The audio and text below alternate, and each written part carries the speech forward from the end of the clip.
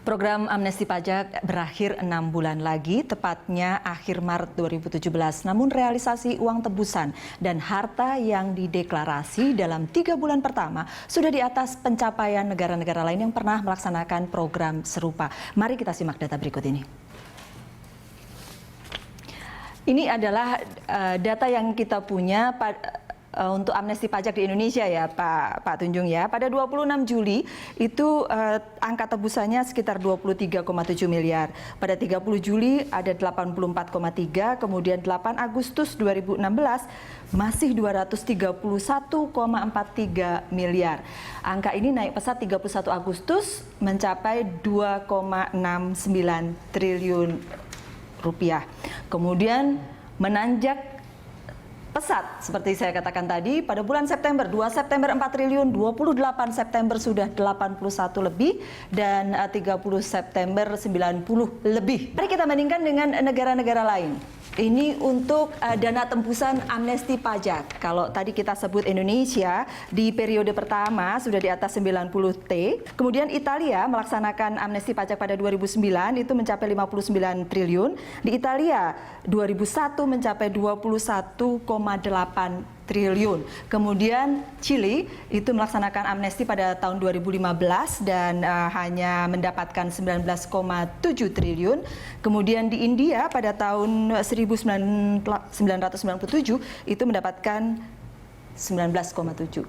Bagaimana kemudian dengan Spanyol? Pada tahun 2012 mendapatkan 17,7, Jerman pada tahun 2004 mendapatkan 13,3, kemudian ke bawah lagi ada Australia, Belgia, dan Irlandia. Bahkan Afrika Selatan pada tahun 2003 mendapatkan 2,3 triliun rupiah. Ini kalau kita bicara angka, kita bandingkan dengan rupiah ya, triliun rupiah. Lalu bagaimana dengan deklarasinya? Deklarasinya kita tetap di atas tentu saja karena uang tebusannya juga tadi paling atas.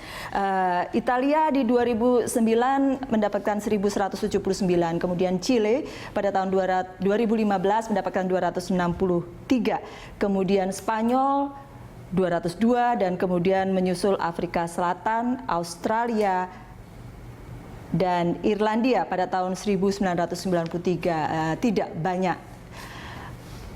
Rekor untuk Indonesia begitu.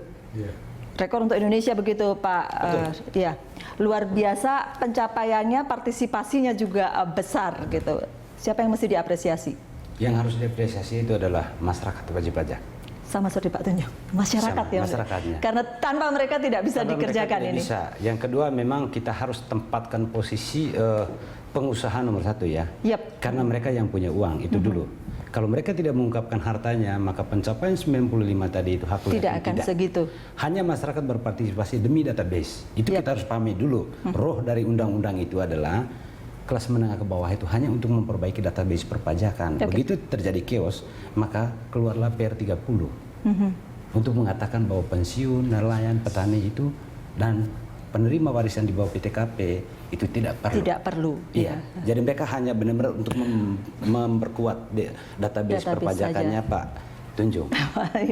Iya, tapi memperkuat database perpajakan itu penting juga kan, memang untuk kedepannya nanti untuk Dirjen Pajak dan untuk pemerintah. Betul sekali, karena memang dalam beberapa pengalaman negara lain, salah satu sukses teks amnesti itulah salah satunya reformasi pajak.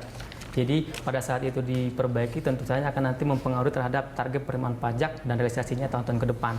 Yang saya pengen komentari adalah salah satunya memang sekarang yang ditargetkan data-data sebelumnya adalah deklarasi aset di luar negeri itu ditargetkan sekitar 4.000 triliun ya. Dan dengan yang akan direpatriasi sekitar 1.000 triliun harusnya. Tapi sekarang yang baru direpatriasi sekitar 131 T. Artinya bahwa memang Kementerian Keuangan melalui Dirjen Pajak harus memang maksimal lagi nih dalam mencari deklarasi dari aset yang berada di luar negeri. Kalau di dalam negeri kan sudah mencapai sekitar 2.177 T. Bukan karena tidak ada, tetapi karena mungkin memang tidak mau mendeklarasikan. Bisa saja seperti itu karena memang ada kendala dari perbankan saya Singapura waktu itu ya.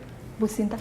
Ya, Memang tidak mau atau enggak, saya pikir ada kurang banyak kepercayaan, faktor ya. ya? Pertama, saya rasa nilai yang disebutkan tadi mengenai nilai repatriasi yang terdata saat ini mungkin tidak menunjukkan nilai yang sebenarnya. Karena ada dua hal. Pertama, ada banyak dana yang sudah masuk di dalam negeri pre-tax amnesty. Jadi itu udah di dalam itu sebenarnya repatriasi karena dana dari luar ke dalam. Itu satu. Kedua, juga banyak yang kita memberikan fasilitas loan atau back to back dan melalui juga special purpose vehicle. Jadi itu semua membuat nilainya itu bukan nilai yang sebenarnya gitu loh. Karena kalau sebenarnya kalau untuk deklarasi dalam negeri itu tinggi, tapi kan termasuk back to back dan SPV ini gitu loh. Nah ini yang kemudian sebenarnya nilai kalau moralnya itu bisa diperhitungkan bahwa itu akan jelas jauh lebih tinggi gitu loh.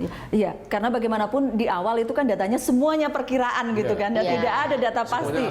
Semuanya asumsi, jadi kita tidak bisa patokan. Dan juga mesti disampaikan bahwa di luar negeri itu kan banyak sekali juga bentuknya fixed asset, itu nggak bisa dipindahkan, ya kan? Dan juga banyak yang sudah terikat pada satu investasi yang juga perlu waktu, jadi nggak bisa langsung pindah. Jadi ada hal-hal seperti itu yang mungkin mesti diperhatikan juga. Saya juga mau tambah ya satu hal tadi mengenai perbandingan dengan luar negeri. Kalau kita lihat sebenarnya yang penting bukan jumlahnya saja, tapi persentase dari GDP. Kalau dilihat penalti Indonesia tuh paling tinggi ya dari segi persentase dari GDP-nya itu 0,67 ya. Nah itu 3 kali lipat dari rata-rata global 2,3. Jadi saya pikir itu luar biasa gitu loh. Bahwa kita bisa jauh lebih tinggi dari segi persentase. Disamakan juga dengan deklarasi ya. Itu sampai 24% dari GDP. Jadi saya pikir ini nilai yang kalau kita bandingkan dengan luar negeri tidak saja jumlahnya, tapi persentasenya ini yang menarik. Kalau begitu perkiraannya periode kedua bagaimana? Jadi gini Mbak Nung, saya mungkin akan mencoba kasih pandangan begini dulu, bahwa inilah memang asumsi dasar kita. Kalau kita bicara mengenai pajak kita, kan satu bicara APBN. Kita memang butuh APBN yang sustainable, ya kan, tumbuh dan sustainable. Artinya apa? Kita butuh penerimaan pajak yang juga sustainable dan tumbuh terus. Nah, kalau kita bicara penerimaan pajak, pasti bicara tax ratio. Ya, artinya apa? Inilah sebagai empiris kita juga, bahwa tax ratio kita selama ini kan memang masih relatif ya segitulah ya. Gitu. Artinya apa? Ini memang mencerminkan memang di balik itu, berarti memang tax gap kita kan masih banyak. Artinya apa? Potensi pajak memang masih bisa kita gali cukup banyak. Nah artinya apa? Tidak bisa memang semua kan kita gali potensi dengan melakukan enforcement penindakan di hilir ya. Nah sebenarnya amnesti inilah fakta juga sebagai pembenahan kita dari sisi hulu perpajakan kita. Artinya apa? Dengan mengungkapkan sendiri wajib pajak itu asetnya, sumber daya ekonominya, ini kan juga pembenahan di hulu kita. Artinya apa? Basis pajak kita akan mendorong tax ratio kita ke depan. Nah ini harapannya ke depan sustainable. Ya. Sehingga kalau ini menjadi meningkat basis data pajak kita, kemudian dan ke depan menjadi potensi pajak yang memang sustainable, dampaknya luar biasa. Dan inilah memang mencerminkan data tadi, itu memang itu faktanya kita. Ya. Artinya apa? Memang antara tax ratio, kemudian tax gap, kemudian potensi perpajakan kita dan juga hasil amnesti, ini suatu saya kira rangkaian memang yang harus kita perbaiki dan kita hadapi ke depan sehingga sistemnya lebih baik. Saya kira mungkin itu yang penting dari angka-angka tadi ya. Lebih dari angka-angka, termasuk harus ada kesungguhan begitulah. Kalau kita coba simak apa yang disampaikan oleh Ibu Menteri Keuangan tentang tax amnesty ini. Ini pada saat Kadin ya, Ibu Sinta ya. Pak Rosan hari ini membawa sesepuh juga kalau masalah pajak turun gunung semuanya, karena kalau nggak turun gunung saya yang datangi gunungnya. Ini Mbak Nunung ya kan? Itu menunjukkan saya mau bilang itu kesungguhan luar biasa. Bahkan di sosial media ada pistolnya itu yang awas kalau tidak turun saya yang naik gitu kan.